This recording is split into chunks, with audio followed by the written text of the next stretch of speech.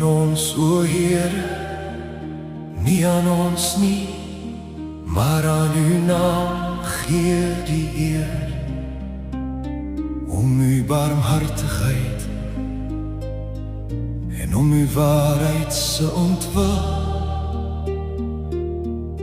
Waarom sou die heidene sê, waar is nou hulle God? Maar onze God is in die hemele, hy het gedoen wat hy behaag gehad het.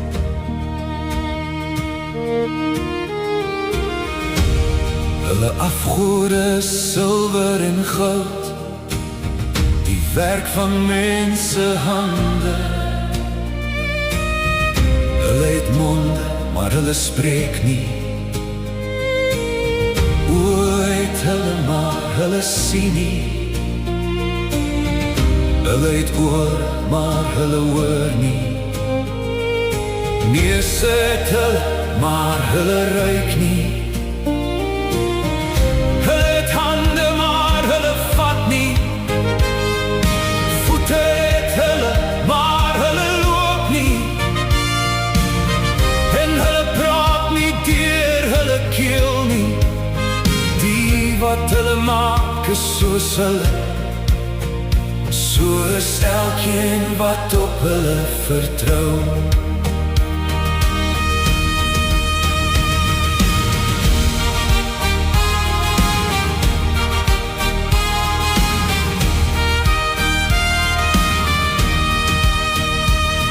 O Israel, vertrou op die Here, hy is hulle hulp en hulle skuld. O huis van Aaron, vertrou op die Here, hy is hulle hulp en hulle skuld. Julle wat die Here vrees, vertrou op die Here, hy is hulle hulp en hulle skuld. Die Here het ons onthou, hy sal seën. Hy sal die huis van Israel seën. Hy sal die huis van Aaron seën.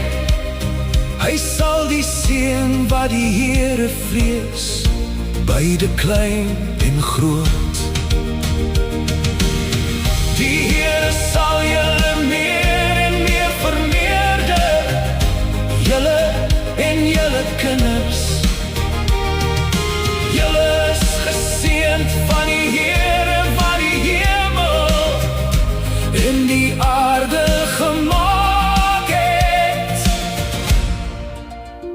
Die hemel, selfs die hemele, is die Heerse, maar die aarde het hy aan die kinders van die mens gegee.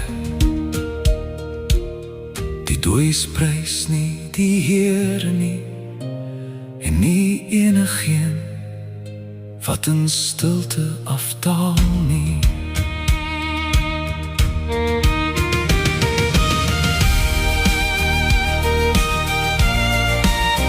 Maar ons sal die Here seën van hierdie tyd af